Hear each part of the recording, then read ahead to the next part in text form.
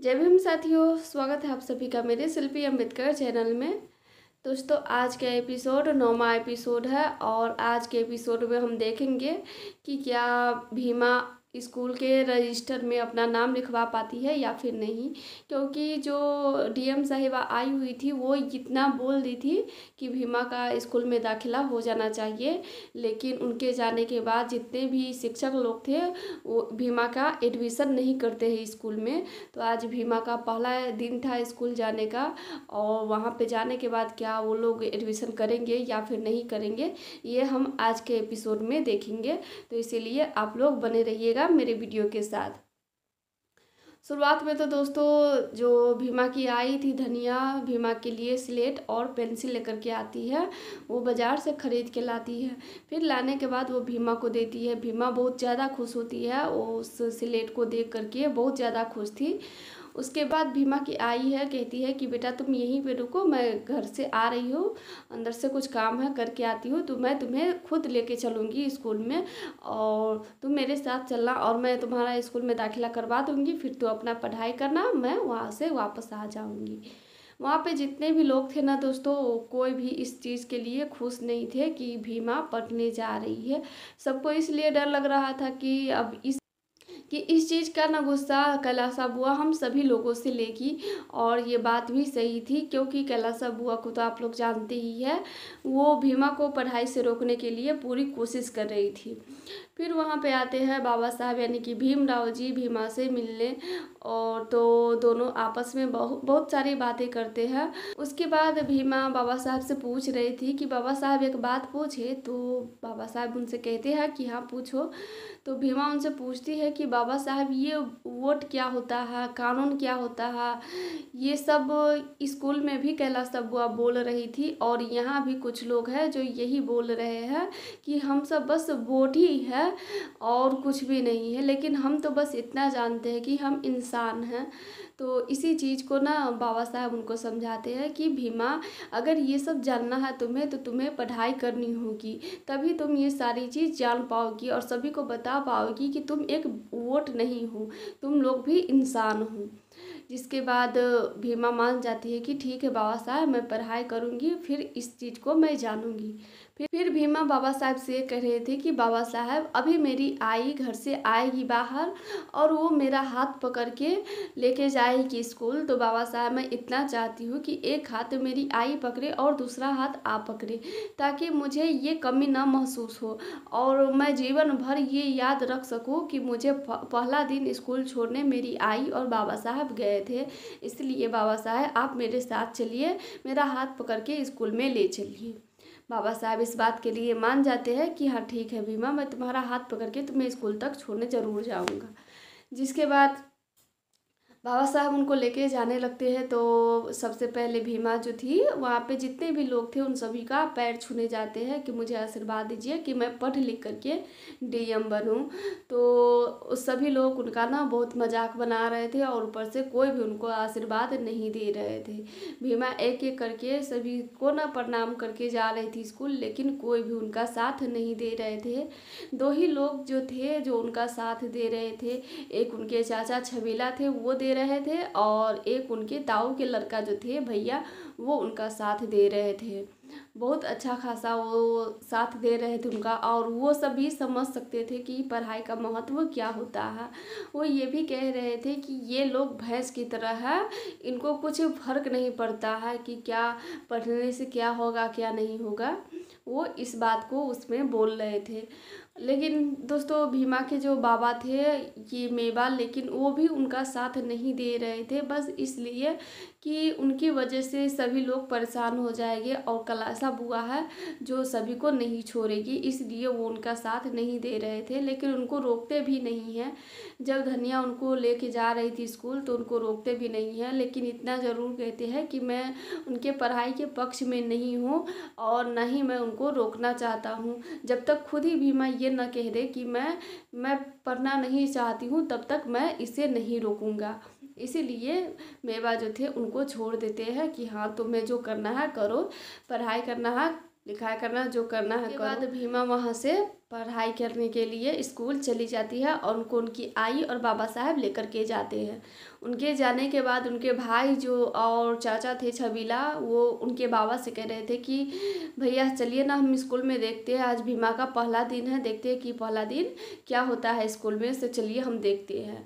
तो मेवा कह रहे थे कि नहीं, तुम्हें जाना है तो तुम जाओ, मुझे और भी काम है, इसलिए मैं काम करने जा रहा हूँ।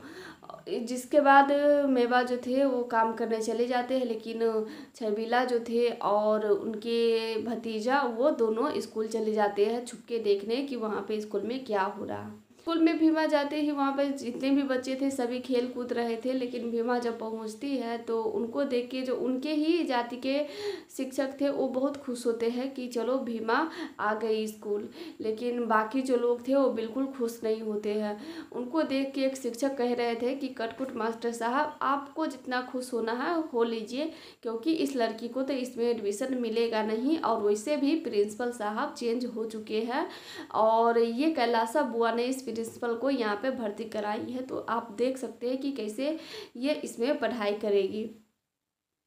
जिसके बाद वो शिक्षक भीमा को वहाँ से जाने के लिए कह रहे थे, लेकिन फिर भी भीमा वहाँ पे खड़ी थी और प्रिंसिपल साहब कह के उनको आवाज़ लगाने लगती है। तो जिसके बाद जो हेड मास्टर थे बाहर आते हैं, बाहर आने के बाद पूछते हैं कि क्या हुआ, कहाँ है, शोर मचा रही हो। तो भीमा उनको बताती है कि मुझे ना स्कूल में दाखिला चाहिए, मैं आज पढ़ने आई हूँ और आज मेरा पहला दिन है। तो वो शिक्षक कहते हैं कि तुम्हें पढ़ना है तो जाके कहीं भी पढ़ लो, इसको एडमिशन कराने से क्या फ़ायदा है, जाओ, तुमको पढ़ाई से ही मतलब है तो तुम कहीं भी जाके अपना पढ़ लो। तो जिसके बाद इस बात के लिए उनकी आई भी मान जाती है और भीमा भी मान जाती है। दोस्तों, उनको उतना समझ नहीं था कि हाँ ये लोग मेरे साथ चाल चल रहे हैं। जिसके बाद बाबा साहब वहाँ पे खड़े थे। बाबा साहब भीमा को ये बताते हैं कि भीमा, तुम पहले अपना रजिस्टर में नाम लिखवाओ, उसके बाद ही तुम पढ़ाई शुरू करोगी, क्योंकि ये लोग हमेशा यही करते हैं, हमारा जो हक होता है वो ऐसे ही छीना जाता है और हमारा जो अस्तित्व है वो इसी के साथ मिटा दिया जाता है, हमें किसी भी स्थान पे जगह नहीं देते हैं। इसीलिए भीमा, तुम पहले अपना नाम दाखिला करवाओगी, उसके बाद पढ़ाई शुरू करोगी। जिसके बाद उनकी आई कह रही थी कि बेटा चलो, यहाँ से जो सबसे नीचे वाला कक्षा होगा वहाँ से तुम पढ़ाई के लिए शुरू करना। तो भीमा कहती कि नहीं आई, जब तक मैं अपना स्कूल में एडमिशन नहीं करवा लेती हूँ तब तक पढ़ाई नहीं शुरू करूँगी।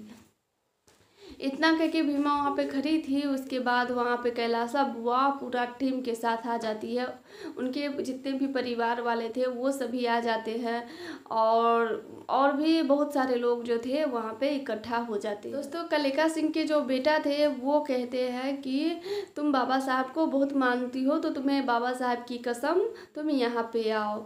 जिसके बाद भीमा तो सच में बाबा साहब को बहुत मानती है और ऊपर से वो जो थे उनको बाबा साहब की कसम दे देते हैं। जिसके बाद भीमा उनके पास जाती है। उनके पास जाने के बाद कलिका सिंह के जो बेटा थे वो कहते हैं कि जाके वो ईंटा उठा के लेके आओ। तो भीमा एक ईंटा उठा के भी लाती है। तो फिर कलिका सिंह के बेटा उनसे कहते हैं कि तुम बाबा साहब को मानती हो तो तुम्हें बाबा साहब की कसम है, तुम इस ईंटे पे खड़ा हो जाओ और एक पैर पे ही खड़ा रहना, वो भी तब तक खड़ा रहना जब तक मैं तुमसे रुकने के लिए ना बोल दूँ। इसीलिए तुम अभी से ही इस पे खड़ी रहोगी और तब तक खड़ी रहोगी जब तक मैं तुम्हें यहाँ से हटने के लिए नहीं कह देता हूँ। और तो कि तुम तो बाबा साहब को बहुत ज़्यादा मानती हो तो इतना तो ज़रूर कर सकती हो। दोस्तों, उस समय भीमा बहुत घबरा जाती है और वहाँ पे बाबा साहब जो थे वो सब कुछ देख रहे थे। लेकिन दोस्तों, आप सभी को पता है कि बाबा साहब बस भीमा को दिखाई देते हैं, बाकी लोगों को नहीं दिखाई देते। दोस्तों, कलिका सिंह के जो बेटा थे भीमा से ये शर्त रखते थे और उसके बाद वहाँ पे उनकी आई खड़ी थी तो वो उनसे कह रहे थे कि बाबू साहब ये क्या कर रहे हैं, ये छोटी बच्ची है, भला इतना देर तक वो कैसे खड़ी रहेगी। तो जिसके बाद कैलासा वो अपना बेटा से कहती है कि तुम मेरे हाथ में रुमाल बांध दो। सिंह उनके हाथ में रुमाल बांध देते हैं। तो रुमाल बांधते हुए देख के भीमा को भी डर लग रहा था, क्योंकि ऐसे ही करके कैलासा बुआ भीमा को एक दिन थप्पड़ लगाई हुई थी। इसलिए क्योंकि भीमा सच बोल दी थी, इसलिए उनको मारी हुई थी, लेकिन फिर से दोबारा ऐसे ही करने वाली थी।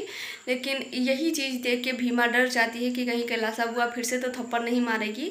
लेकिन दोस्तों उसमें थप्पड़ नहीं मारती है। उनकी आई जब भीमा को रोकने जाती है तो वो धनिया का हाथ पकड़ के वहाँ से खींचते हुए ले जाती है और कहती है कि अगर तुम्हारी बेटी इस में पढ़ाई करेगी तो लड़ना भी तुम्हारी बेटी को ही पड़ेगा, इसलिए तुम चलो यहाँ से। जिसके बाद कैलाशा बुआ धनिया को वहाँ से ले जाते हैं। उसके बाद बारी आती है भीमा को एक पैर पे खड़ा होने की। तो जिसके बाद कलिका सिंह के जो बेटा है वो कहते हैं कि चलो अब से तुम एक ही पैर पे खड़ी रहो, तब तक खड़ी रहो जब तक मैं बोल नहीं देता हो तुम्हें हटने के लिए। भीमा वैसे ही खड़ी हो जाती है जैसे वो उनको बताए हुए थे। अब दोस्तों देखना ये है कि क्या कितना देर तक भीमा एक ही पैर पे खड़ी रहेगी और अब बाबा साहब उनके लिए क्या कर पाते हैं और कैसे भीमा उस चीज़ से निकल पाएंगी। तो ये सब हम अगले एपिसोड में देखेंगे, क्योंकि आज का एपिसोड यहीं पे समाप्त हो जाती है। फिर मिलेंगे दोस्तों अगले एपिसोड में, तब तक के लिए जय भीम।